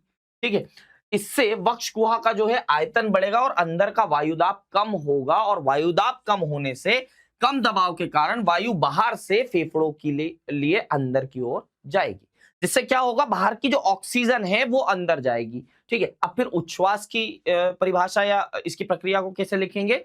तो डायफ्राम जो है शिथिल होकर ऊपर की ओर उठता है। अब ये जो शिथिल हुआ है वो ऊपर की ओर उठेगा, जिसके साथ क्या होगा? पसलियां नीचे और अंदर की ओर आ जाएगी, वक्ष गुहा का आयतन घटेगा, और घटने से अंदर का दबाव जो है वो बढ़ेगा, और बढ़ने से क्या होगा? जो अधिक दबाव के कारण वायु फेफड़ों से बाहर निकल जाएगी, और ये क्या, कौन सी वायु निकलेगी, कार्बन डाइऑक्साइड निकलेगी। ठीक है, तो इस प्रकार से श्वास और उच्छ्वास की आपको प्रक्रिया भी लिखनी है इस प्रश्न के साथ साथ में। ठीक है, अब बात करते हैं श्वसन विकारों पर लेख लिखिए। श्वसन तंत्र हमारे शरीर को ऑक्सीजन प्रदान करता है और कार्बन डाइऑक्साइड को बाहर निकालने का काम करता है, ये बेसिक सी चीज है। जब श्वसन अंगों की कार्य प्रणाली में बाधा आती है तो इस कंडीशन को हम क्या कहते हैं, श्वसन विकार कहते हैं। क्या कहते हैं भैया, श्वसन विकार कहते हैं। ठीक है, और ये विकार जो है प्रदूषण, संक्रमण, धूम्रपान, एलर्जी इत्यादि कारणों से हो सकता है, और उसमें एक और कारण हो सकता है अनुवांशिक कारण भी। ठीक है, अब बात करेंगे कुछ प्रमुख श्वसन विकारों की। तो पहला आ जाता है अस्थमा, जिसको दमा भी कहा जाता है हिंदी में। दमा में क्या होता है कि यह दीर्घकालीन रोग है, यानी लंबे समय तक चलता है, जिसमें श्वसन नलिकाएं संकुचित हो जाती है। जो श्वसन नलिकाएं फूली हुई थी, अब वो क्या हो जाती है, सिकुड़ जाती है, जिससे रोगी को सांस लेने में कठिनाई होती है, और सांस लेने के दौरान सीटी निकलने की, जैसे जो सीटी बजाते हैं, हालांकि मुझे बजाते नहीं आती है, तो सीटी बजाने की आवाज आती है और खांसी होती है। ठीक है, दबाव ज्यादा लगता है, तो जिसके कारण क्या होती है, खांसी लगती है। ठीक है, या खांसी होती है। ठीक है, उसके बाद ब्रोंकाइटिस, इसमें क्या होता है, इसमें श्वास नलिकाओं में सूजन आ जाती है, जिससे बलगम बनता है और लगातार खांसी चलती रहती है। ठीक है, उसके बाद बात करेंगे निमोनिया की। तो निमोनिया या फेफड़ों का संक्रमण है, जो फेफड़ों के अंदर वायु कोशों में होता है, और वायु कोशों में इसके कारण क्या होता है, द्रव भर जाता है। अब जो वायु कोश में ऑक्सीजन रहनी चाहिए थी या हवा रहनी चाहिए थी, अब वहां पर क्या है, तरल भरा हुआ है। तरल भरने के कारण रोगी को तेज बुखार आता है, खांसी, सांस लेने में कठिनाई होती है, और घर घर की आवाज आती है, कैसी, घर घर वाली आवाज आती है। ठीक है, फिर बात करेंगे ट्यूबरकुलोसिस या क्षय रोग, या इसी को हम क्या कहते हैं, टीबी भी कहते हैं। बहुत आम भाषा में हम बोलते हैं टीबी होना। ठीक है, ट्यूबरकुलोसिस या क्षय रोग या टीबी होने की प्रक्रिया क्या है, ये जीवाणु के द्वारा जनित रोग है। अपन ने जीवाणु को पढ़ा है। ठीक है, जीवाणु के द्वारा जनित रोग है, जो मुख्यतः फेफड़ों को प्रभावित करता है। इससे लंबे समय तक खांसी, वजन कम होना, कमजोरी दिखना, और बहुत सारी श्वसन संबंधी जो है विफलताएं शरीर में होती है। ठीक है, बात करेंगे अगले प्रश्न की। तो अगले प्रश्न आ जाता है हमारे अगले अध्याय, जिसका नाम है शरीर द्रव तथा परिसंचरण। ठीक है, तो बात करते हैं अपन इस अध्याय की। तो लसिका एवं रुधिर में अंतर बताइए। लसिका क्या है और रुधिर, रुधिर यानी ब्लड या फिर रक्त। ठीक है, आम भाषा में इसको हम रक्त भी बोलते हैं, और इंग्लिश में इसको ब्लड भी कहा जाता है। लसिका क्या होते हैं, लिम्फ होते हैं। ठीक है, तो ये इन दोनों में अंतर हमको बताना है। तो इसमें क्या होता है, ये लाल रंग का द्रव है। अरे भाई साहब, ये तो थोड़ा सा कुछ मिसमैच हो गया है।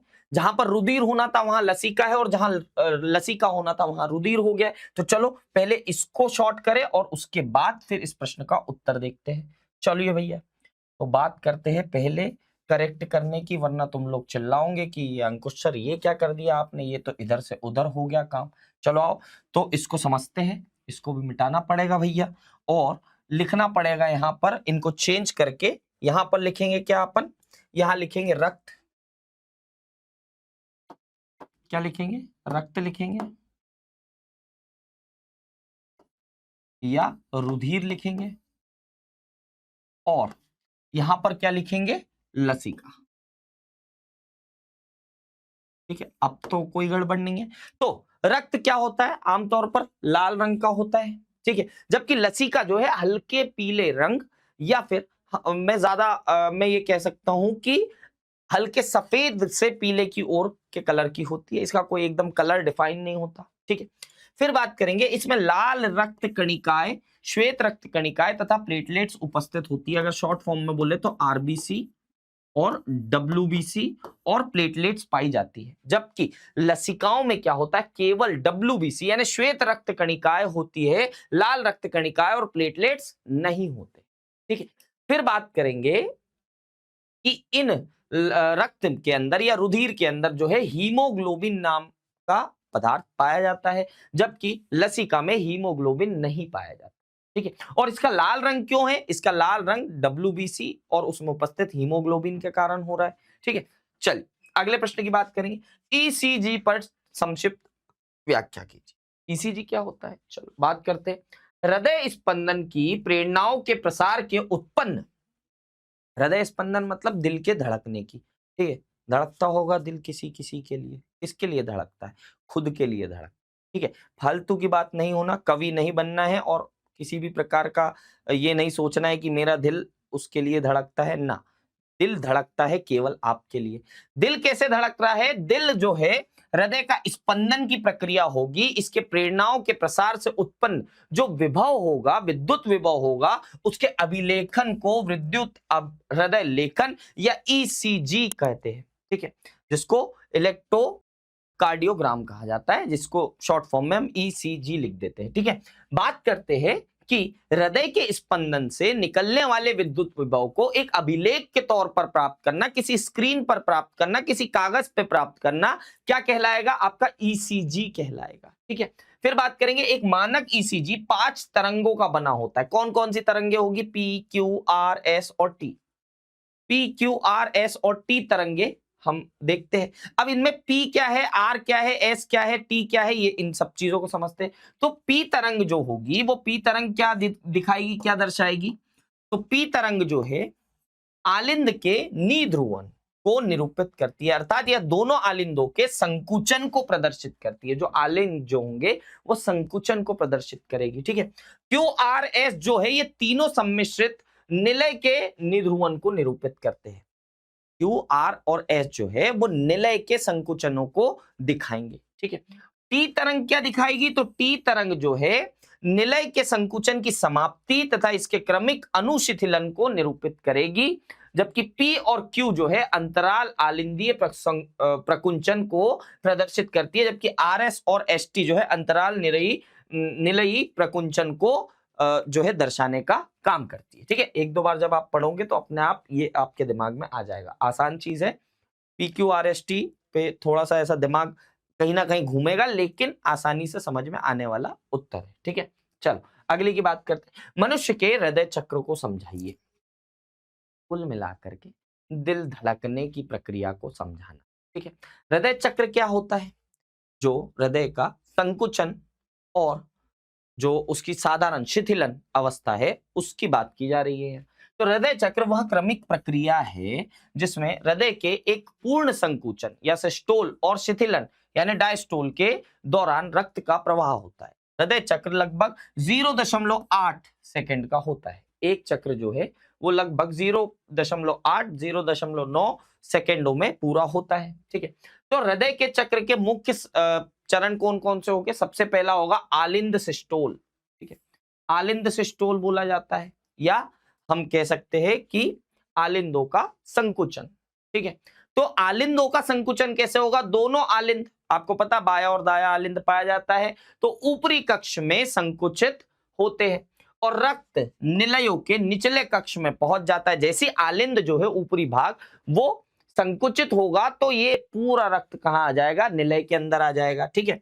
और यह चरण लगभग 0.1 सेकंड का होगा, यानी आलिंद से निलय में जो रक्त पहुंचेगा वो लगभग 0.1 से 2 सेकंडों में पहुंच जाता है, ठीक है।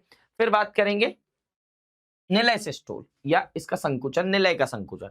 तो दोनों निलय संकुचित होते हैं। अब क्या हुआ? जो रक्त पहुंचा था, निलय क्या हुए? संकुचित हुए, ठीक है। दाया निलय रक्त को फेफड़ों की तरफ भेजेगा, जो दाया निलय है वो फेफड़ों की तरफ पहुंचाएगा रक्त को, और बाया निलय रक्त को महाधमनी के माध्यम से पूरे शरीर में भेजेगा, ठीक है।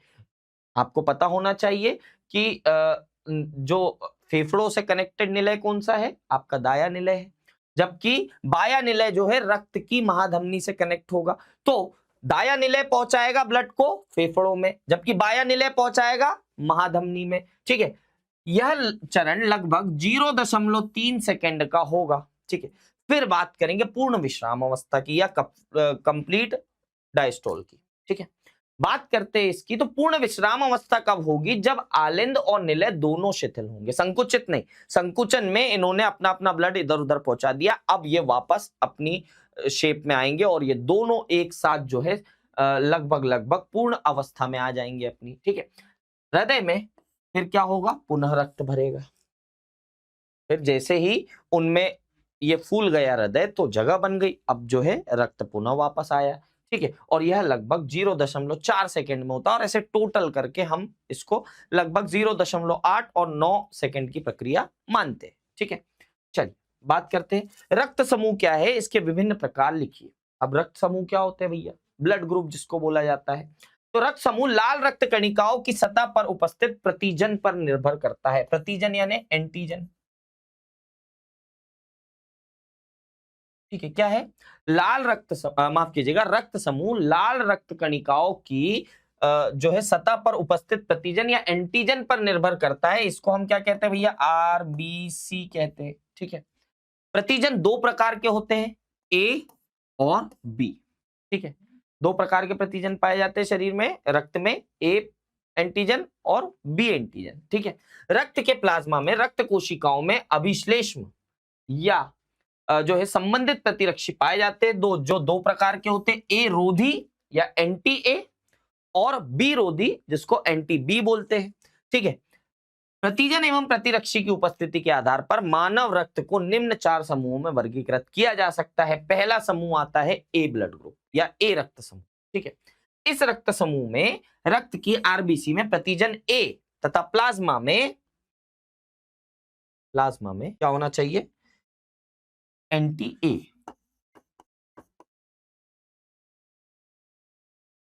ए उपस्थित होगा, ठीक है।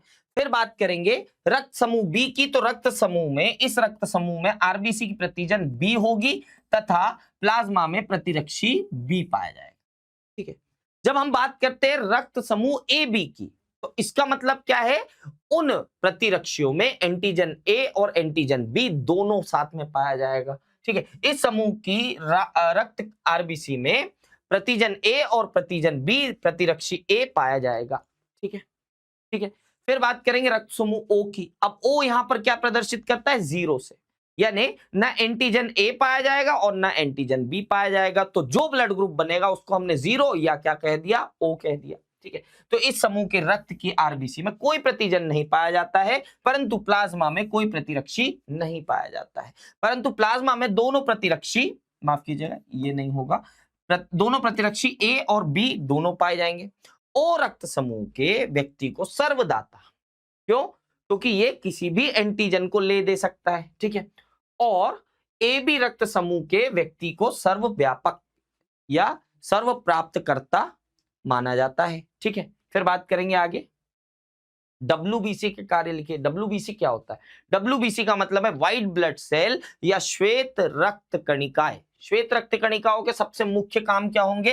कि ये रोगाणुओं एवं प्रतिविष पदार्थों को नष्ट करके शरीर की सुरक्षा प्रदान करता है। ये कुल मिलाकर के प्रतिरक्षी तंत्र का हिस्सा होता है। प्रतिरक्षी तंत्र, या जिसको आमतौर पर आपने सुना होगा इम्यून सिस्टम। क्या? इम्यून सिस्टम, ठीक है। ये वही सिस्टम है बेटा जो आपको बीमारियों से बचाने का काम करता है और उसमें मुख्य भूमिका निभाती है आपके शरीर में रक्त में उपस्थित डब्ल्यूबीसी या व्हाइट ब्लड सेल, ठीक है। डब्ल्यूबीसी बेसोफिल्स, हेपेरिन तथा हिस्टामिन का स्त्राव करती है। ये इन दोनों द्रवों का स्त्राव करती है जो प्रतिस्कंदन का कार्य करते हैं। क्या काम करेंगे? प्रतिस्कंदन का काम करेंगे इन दोनों के कारण, ठीक है। बेसोफिल्स, हेपेरिन और हिस्टामिन, ठीक है। चलिए आगे बढ़ेंगे। आगे बढ़ के अब आ जाते हैं उत्सर्जी उत्पाद एवं उसका निष्कासन, ठीक है। उत्सर्जी उत्पाद एवं निष्कासन की बात करेंगे। तो यहां पर बात करते हैं उत्सर्जन में यकृत, फुफ्फुस तथा त्वचा का महत्व लिखिए। अब आपका दिमाग खराब होगा, सर फुफ्फुस कैसे और जो है उत्सर्जी अंगों में आ गया? सर ये जो त्वचा है वो कैसे उत्सर्जी अंगों में आ गई? तो चलो आओ समझते हैं, ठीक है। तो लिवर या यकृत ये तो हमारा मुख्य उत्सर्जी अंग है जिसको हम प्रमुख उत्सर्जी अंग भी कहते हैं। यह अमोनिया जैसे विषैले पदार्थ को यूरिया में बदल देता है, ठीक है। अमोनिया को यूरिया में परिवर्तित करता है जो बाद में गुर्दों के द्वारा, ठीक है, जिसको किडनी हम बोलते हैं, गुर्दों के द्वारा बाहर निकलती है और यह दवाओं और अन्य हानिकारक रसायनों का विषहरण करता है, ठीक है। पित्त वर्ण को या जिसको हम क्या बोलते हैं, पाइल पिगमेंट भी बोलते हैं, इनके पित्त के माध्यम से बाहर निकलने में सहायता करता है, ठीक है। ये किसके काम हो गए? यकृत के या लीवर के काम हो गए। अब बात करते हैं लंग्स की, फुफ्फुस की। तो ये श्वसन के दौरान शरीर से कार्बन डाइऑक्साइड निकालता है ना लाडले। ये भी तो समझो कि शरीर के लिए जो भी विषाक्त पदार्थ है उसको निकालने वाला अंग सदैव उत्सर्जी अंगों में गिना जाएगा। तो विषाक्त पदार्थ कार्बन डाइऑक्साइड है शरीर के लिए, तो भैया उसको भी बाहर निकालने का काम अगर फेफड़ा कर रहा है, फुफ्फुस कर रहा है, तो क्या होगा आपका, वो भी उत्सर्जी अंगों की श्रेणी में ला लेंगे हम उसको। तो श्वसन के दौरान शरीर से कार्बन डाइऑक्साइड तथा जलवाष्प को बाहर निकालता है। इस प्रकार का गैसीय अपशिष्ट पदार्थों के उत्सर्जन में महत्वपूर्ण भूमिका निभाता है। फिर बात आती है त्वचा की। ठीक है, तो त्वचा जो है श्वेत ग्रंथियों द्वारा, श्वेत ग्रंथियां मतलब पसीना ग्रंथि, पसीना ग्रंथियों के द्वारा जल, लवण या थोड़ी मात्रा में यूरिया को बाहर निकालता है। ठीक है, और यह शरीर के तापमान को नियंत्रित करने में भी सहायता करता है, इसीलिए हम त्वचा को भी एक उत्सर्जी अंग के रूप में देखते हैं। ठीक है, चलिए बहुत आसान सा क्वेश्चन था। बात करते हैं आगे। नेफ्रॉन की संरचना का नामांकित चित्र बनाइए। नेफ्रॉन की संरचना हर बार आपसे परीक्षा में कभी ना कभी पूछी जाती है। तो बात करते हैं वृक्काणु या नेफ्रॉन की। ठीक है, आपको दोनों शब्द देखने के लिए मिलेंगे अपनी किताब में। नेफ्रॉन को वृक्काणु भी बोला गया है क्योंकि वृक्क का अणु बोलते हैं इसको। ठीक है, वृक्क की सबसे छोटी यूनिट बोला जाता है, जबकि नेफ्रॉन इसको इंग्लिश में कहा जाता है। ठीक है, तो प्रत्येक वृक्क में अनेक वृक्काणु या नेफ्रॉन होते हैं और ये वृक्काणु ही वृक्क की संरचनात्मक या कार्यात्मक इकाइयां होते हैं। जैसे हमारे पूरे शरीर की संरचनात्मक और कार्यात्मक इकाई क्या है, हमारी कोशिकाएं। ठीक है, जिससे हमारे शरीर की या तो संरचना हुई है या तो उसके जितने भी कार्य है उस कोशिका के द्वारा चल रहे हैं। वैसे ही वृक्क की संरचनात्मक एवं कार्यात्मक इकाई क्या है, वृक्क की संरचनात्मक एवं कार्यात्मक इकाई जो है वो होंगे नेफ्रॉन। ठीक है, नेफ्रॉन जो है ये रुधिर से मूत्र का निर्माण करती है तथा इन्हें मूत्र सृजनी नलिकाओं, इसे मूत्र सृजनी नलिकाएं भी कहते हैं। ठीक है, प्रत्येक वृक्काणु के दो भागों का बना होता है। पहला अग्रभाग जिसको मेल्फिगियन संपुट कहा जाता है तथा पश्च भाग जो कुंडलित भाग होता है उसको स्त्रावी नलिका कहते हैं। ठीक है, फिर बात करेंगे मेल्फिगियन संपुट एक कप की तरह होता है जिसको बोमन्स कप कहा जाता है, हिंदी में इसको बोमेन कप कहा जाता है, और कुंडलित रक्त कोशिकाओं के एक गुच्छे का बना होता है जिसे ग्लोमेरुलस कहा जाता है। ठीक है, ये बात समझ में आ गई। फिर हम बात करते हैं मेल्फिगियन संपुट एक संकरी ग्रीवा, ठीक है, जिसकी गर्दन जो है वो संकरी होते रहती है। तो संकरी ग्रीवा द्वारा एक कुंडलित नलिका में खुलता है जिससे समीपस्थ कुंडलित नलिका कहते हैं। ठीक है, समीपस्थ कुंडली नलिका यू आकार के नलिका में खुलती है जिसको क्या कहा जाता है, हेनलेस लूप कहा जाता है या हेनले का लूप कहा जाता है। ठीक है, लूप के भीतरी भाग में जाने वाली भुजा अवरोही भुजा तथा भीतरी भाग से वापस सतही भाग में आने वाली भुजा आरोही भुजा कहलाती है। ये बेसिक एलिमेंट्स है जो नेफ्रॉन के आपको याद रखने पड़ेंगे। ठीक है, फिर हेनले लूप की आरोही भुजा एक अन्य कुंडलित नलिका में खुलती है जिसे दूरस्थ कुंडलित नलिका कहा जाता है। दूरस्थ कुंडलित नलिका संग्रह नलिका में खुलती है इससे भी बड़ी और चौड़ी बेलिनी वाहिका में खुलती है। बेलिनी वाहिका रीनल पैरामिडिक की चोटी पर मूत्र वाहिका के पेल्विक भाग में खुल जाती है और ये कुल मिलाकर के संरचना क्या बन गई, पूरे उत्सर्जन की संरचना बन गई आपकी। ठीक है, यदि हम बात करते तो प्रत्येक वृक्क में एक वृक्क धमनी, ठीक है, रुधिर ले जाती है जो वृक्क के अंदर अनेक बार विभाजित होकर अनेक धमनिका बनती है। यह धमनिका बोमेन कप में प्रवेश करती है और बोमन कप में प्रवेश करने वाली धमनिका को अभिवाही धमनिका कहा जाता है। देखो नाम थोड़े तो आपको कंफ्यूजन लगेंगे, इसलिए मैं साथ साथ में इंग्लिश में भी लिख करके लाया हूं ताकि कहीं कंफ्यूजन हो जाए तो आप उसको उस इंग्लिश नाम के साथ याद रख पाओ। ठीक है, यह बोमेन कप में महीन कोशिकाओं का एक गुच्छा बनाती है जिसे क्या कहा जाता है, ग्लोमेरुलस कहा जाता है। ठीक है, अभी अपन ने बात करी थी, और ये ग्लोमेरुलस की कोशिकाएं जुड़कर फिर एक धमनिका बनाती है जिसे अपवाही धमनिका कहा जाता है। ठीक है, यह अभिवाही धमनिका से काफी पतली होती है। अपवाही धमनिका बोमन कप के से निकलकर फिर कोशिकाओं में बढ़ जाती है और शेष वृक्क नलिकाओं के चारों ओर एक कोशिका का जाल बना लेती है। अंत में वृक्क शिराका में खुल जाती है और वृक्क शिराकाएं मिलकर वृक्क शिरा बनाती है जो रुधिर को वृक्क से बाहर निकालती है।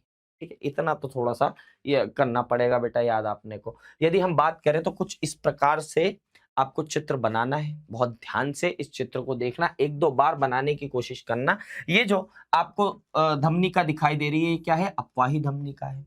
जबकि ये जो मोटी धमनिका दिख रही है उसको क्या बोला जाता है? अभिवाही धमनिका कहा जाता है। अगर हम बात करते हैं इस अभिवाही धमनिका से कि जो पूरा गुच्छा बना रही है, उस गुच्छे को हमने क्या नाम दिया है? ग्लोमेरुलस कहा है या कोशिका गुच्छ कहा है, ठीक है। और जब हम बात करते हैं कप लाइक स्ट्रक्चर की, तो उसको क्या बोलते हैं? बोमेन संपुट कहा जाता है, ठीक है। फिर हम बात करेंगे यहाँ नीचे आरोही भुजा और अवरोही भुजा की, तो ये है आपकी आरोही भुजा और ये है आपकी अवरोही भुजा, ठीक है। फिर यहाँ पर कुछ चीजें हैं, वासा रेक्टा है, ठीक है। ये जो है आपकी संग्रह नलिका दिखाई दे रही है आपको, ठीक है। और ये हमने क्या बोला था? ये यू आकार की संरचना बनाती है। अगर आप बहुत ध्यान से देख पाए तो एक यू आकार की संरचना बना रही है, जिसको क्या बोला जाता है? हेनलेज लूप कहा जाता है। क्या कहा जाता है? Henle's loop. अगर आप चाहो तो लिख लो।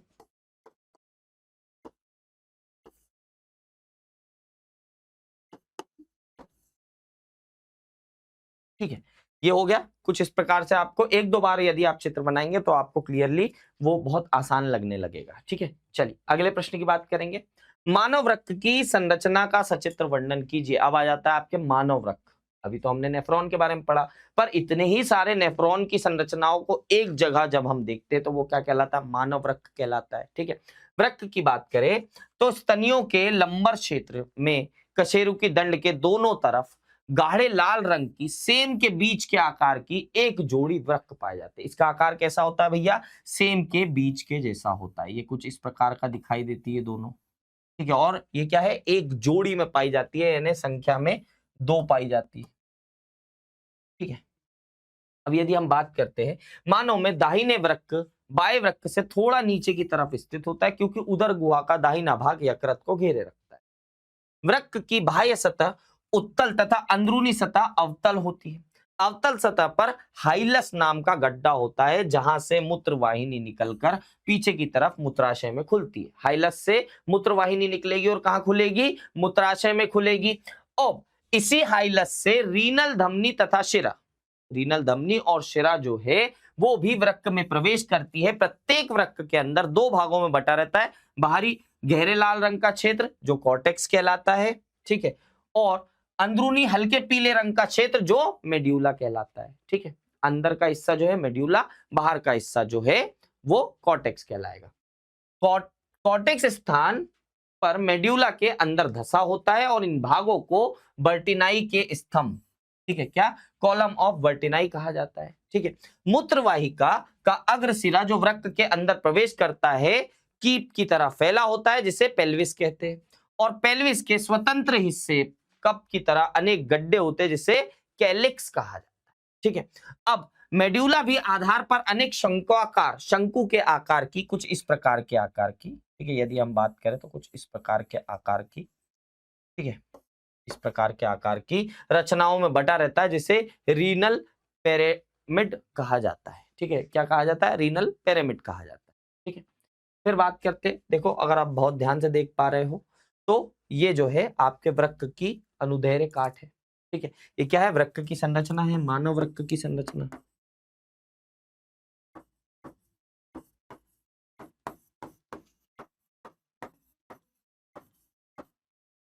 ठीक है। क्या है? मानव वृक्क की संरचना है। यदि हम बात करते हैं तो आपको देखो एक गहरे लाल रंग का भाग दिखाई दे रहा होगा, वो क्या है? बाहरी भाग है। और अंदर जो है हल्के पीले रंग का भाग दिखाई देता है, ठीक है।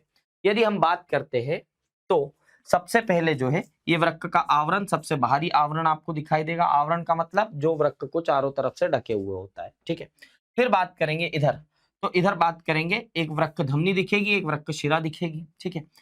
और फिर ये जो है वृक्क का पेल्विस, हमने क्या बोला? एक कीप आकार की संरचना होती है जो कि वृक्क पेल्विस कहलाती है। और ये किससे जुड़ी होती है? मूत्र वाहिनी से जुड़ी होती है, ठीक है, आपको दिखाई दे रहा होगा। यदि हम बात करते हैं तो इसमें कैलिक्स भी पाया जा रहा है। तो ये जो कैलिक्स, ये संरचना है आपको दिखाई दे रही है यहाँ से यहाँ तक ऐसी, तो ये क्या होगा? कैलिक्स होगा आपका। और ये जो बाहरी भाग है उसको क्या बोलते हैं? हम वल्कूट कहते हैं, ठीक है। बात समझ में आ रही? बस इतनी चीजें लिख देना बेटा, आपका काम हो जाएगा आराम से। ये वाला चित्र बस आपको समझाने के लिए है कि ये वृक्क कहाँ पाया जा रहा है, ये किडनीज कहाँ पाई जा रही है। तो शरीर में कुछ इस हिस्से में पाई जाती है, लगभग लगभग यहाँ, ठीक है, आपको दिख पा रहा हो या नहीं, ये यहाँ लगभग लगभग पाई जाती है। ठीक है, चलो अब बात करते हैं अमोनोटेलिक जंतुओं को उदाहरण सहित परिभाषित कीजिए। अब अमोनोटेलिक जंतु क्या होते हैं? तो अमोनोटेलिज्म शरीर में अमीनो अम्ल के विएमिनीकरण के फलस्वरूप बनी अमोनिया को मूल रूप से उत्सर्जित करने वाले क्या कहलाते हैं? अमोनोटेलिज्म कहते हैं। इस प्रक्रिया को अमोनोटेलिज्म कहा जाता है तथा अमोनिया उत्सर्जित करने वाले जंतुओं को अमोनोटेलिक कहते हैं। ठीक है, जैसे जलीय ऑर्थ्रोपोड्स होंगे, ठीक है, अलवण जलीय मछलियां होगी, उभयचरों के कुछ टेडपोल्स होंगे जो क्या करते हैं? अमोनोटेलिज्म करते हैं। ठीक है, इस बात को समझ में आ रही है? चलिए आगे बढ़ेंगे। अब बात करेंगे गमन एवं संचलन की। गमन एवं संचलन की बात करते हैं। ठीक है, तो रेखित पेशी का संरचनात्मक वर्णन कीजिए। रेखित पेशी क्या होती है? रेखित या कंकालीय पेशी इसको कहा जाता है। स्ट्रक्चर ऑफ स्टेराइल और स्केलेटन मसल। ठीक है, रेखित पेशियां पेशी कोशिकाओं की बनी होती है। अब देखो पेशियां है तो पेशित कोशिकाओं की बनेगी। ठीक है, पेशी कोशिकाएं लंबी, संकरी और बेलनाकार तर्कुरूपी होती है। ठीक है, अतः इन्हें पेशीय तंतु या मसल फाइबर कहा जाता है। ये पेशी तंतु ही पेशियों की संरचनात्मक इकाई बनाते हैं। ये पेशी तंतु छोटे छोटे समानांतर बंडलों में व्यवस्थित होते हैं जिसे फेसिकुला कहा जाता है। फेसिकुला का प्रत्येक जो पेशी है तंतुमय संयोजी ऊतकों से घिरा होता है जिसे एंडोमाइसियम कहा जाता है, और प्रत्येक फेसिकुला भी कोलेजन संयोजी ऊतक को घेरे हुए होता है। ठीक है, जिसे पेरीमाइसियम कहा जाता है। पेशी के चारों ओर संयोजी ऊतक का एक अन्य खोल पाया जाता है जिसे एपीमाइसीडियम कहा जाता है। ठीक है, बात करते हैं पेशी के दोनों सिरों पर एमीमाइसियम आगे निकलकर असंकुचनशील कंडराओं का निर्माण करता है और इन्हीं कंडराओं द्वारा पेशियों से हड्डियां जुड़ती है। ठीक है, एंडोमाइसियम, पेरीमाइसियम तथा एपीमाइसियम तीनों कोलेजन, इलास्टिन तथा कहीं कहीं रेटिकुलिन संयोजी ऊतक, फाइब्रोब्लास्ट तथा मैक्रोफेजेस आदि इसमें पाए जाते हैं। यदि आप बहुत ध्यान से देखेंगे तो ये फेसिकल्स है जिसको पुलिका कहा जाता है। ये जो दिखाई दे रहा है आपको, ये क्या है? फेसिकल्स है। ठीक है, अब इनके अंदर यदि ये जो नीली संरचना दिख रही है इसको बोला जाता है सारकोलिमा। ठीक है, और उसके बीच बीच में ये आपको रक्त कोशिकाएं दिख जाएगी, और ये जो तंतु दिखाई दे रहे हैं ये तंतु क्या होंगे? ये सब पेशीय तंतु होंगे। ठीक है, हमने बोला कि लंबी बेलनाकार खोखली संरचनाएं होती है। ठीक है, चलिए तो अब अगले प्रश्न की बात करते हैं। अगला प्रश्न अपने पास में आ जाता है भैया, ये संधि किसे कहते हैं? कुंदन खल्ली का संधि उदाहरण सहित लिखिए। ठीक है, संधि किसे कहा जाता है? कुंदन खल्ली का संधि उदाहरण सहित लिखिए।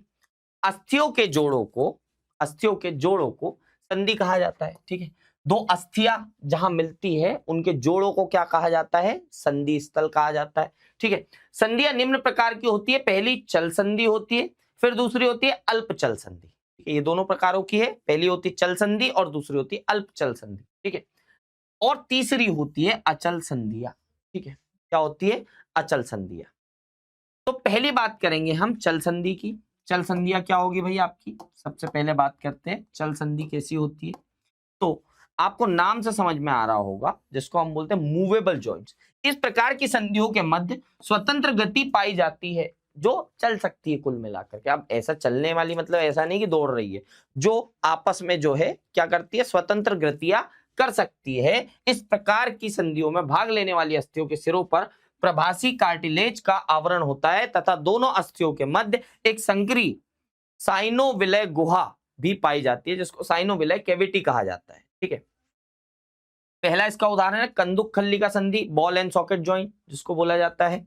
इस प्रकार की संधि में एक अस्थि का जो है गेंद जैसा गोल सिरा दूसरी अस्थि के प्याले नुमा गड्ढे में होता है। यदि आप बात करें तो कुछ इस प्रकार का प्याले नुमा गड्ढा होता है और इस प्रकार का जो है आपका गेंद जैसी संरचना होती है जो इसके अंदर ही ऐसी क्या करती है? गति करती है। तो ये गति करना क्या कहलाता है? ये गति करने की प्रक्रिया जो है ये कंदुक खल्ली का या बॉल एवं सॉकेट जॉइंट कहलाता है। ठीक है, ठीक है, जैसे कंधे और कूले की संधि, ये जो है हिस्सा, ठीक है, ये जो हिस्सा है आपका क्या है, ये बॉल एंड सॉकेट संधि का उदाहरण है। यहाँ पर एक बॉल होगा जो इस कटोरी नुमा संरचना में ऊपर नीचे हो सकता है, आजू बाजू आगे पीछे हो सकता है।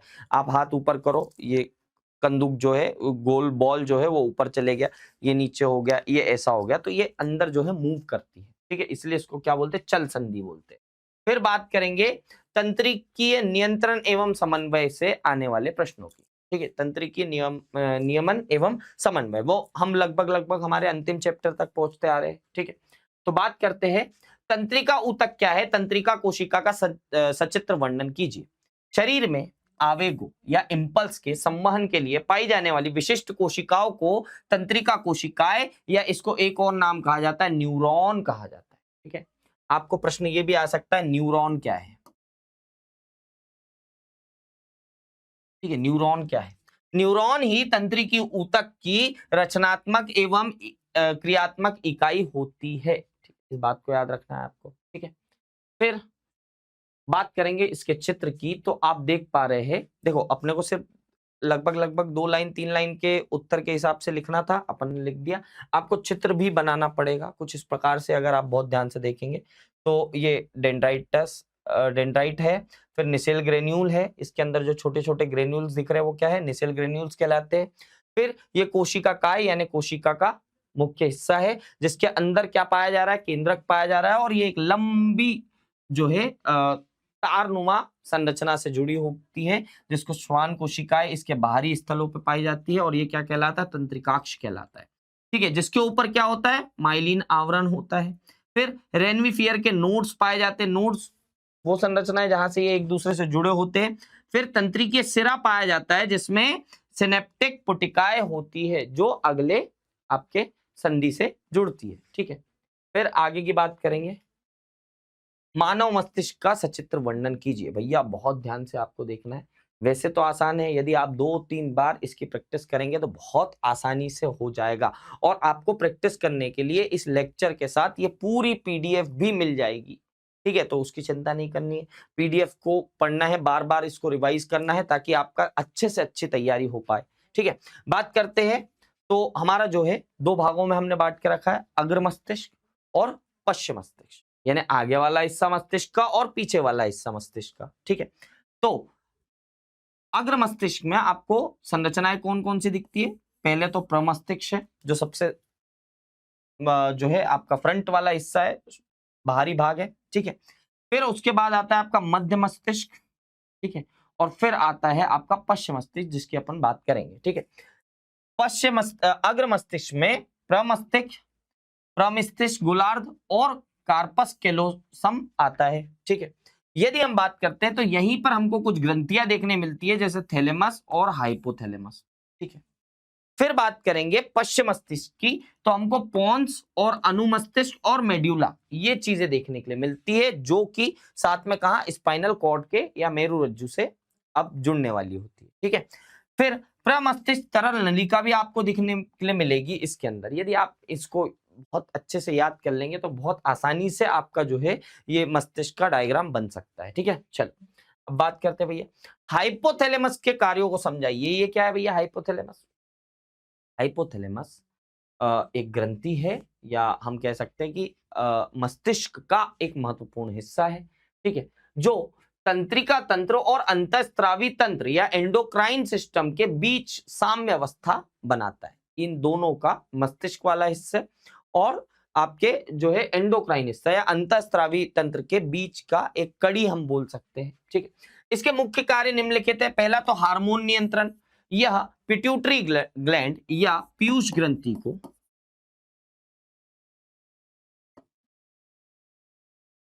नियंत्रित करता है। और पीयूष ग्रंथि को क्या कहा जाता है भैया? मास्टर ग्लैंड कहा जाता है, मास्टर ग्रंथि कहा जाता है। क्यों ग्रंथि कहा जाता है मास्टर ग्रंथि? क्योंकि बहुत सारे शरीर के जो है हार्मोन इस ग्रंथि से स्रावित होते हैं। हाइपोथैलेमस से निकलने वाले रिलीजिंग और इनहिबिटिंग हार्मोन पिट्यूटरी ग्रंथि के स्राव को नियंत्रित करते हैं।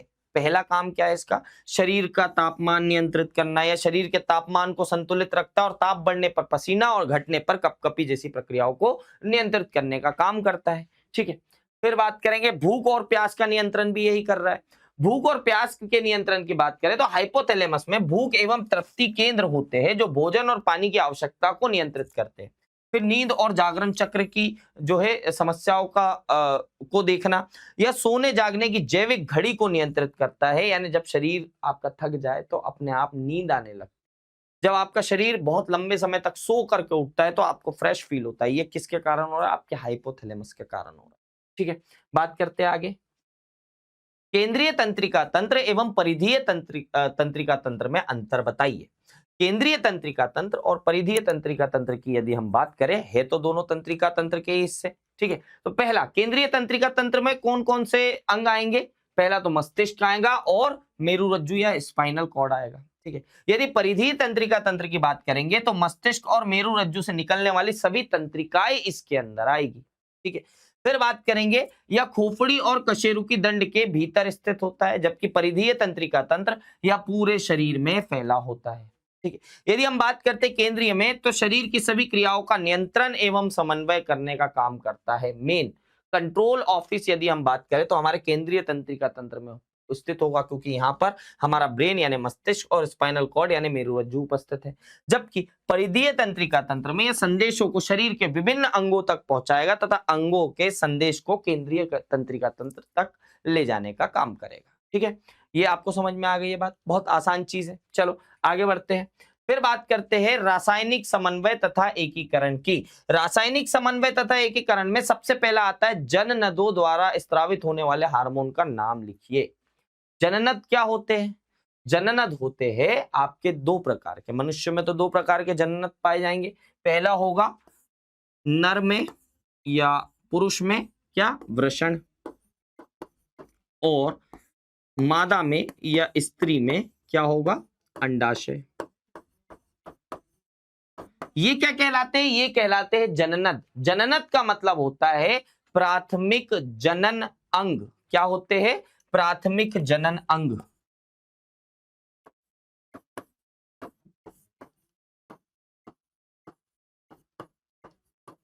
क्या होंगे ये? प्राथमिक जनन अंग होंगे। वृषण की अंतराली लीडिंग कोशिकाओं द्वारा स्रावित होने वाला हार्मोन कौन सा है भैया? टेस्टोस्टेरोन है, जो कि नर हार्मोन एंड्रोजन है। ठीक है, फिर बात करेंगे मादा के अंडाशय से एस्ट्रोजन और प्रोजेस्टेरोन नाम के हार्मोन स्रावित होते हैं।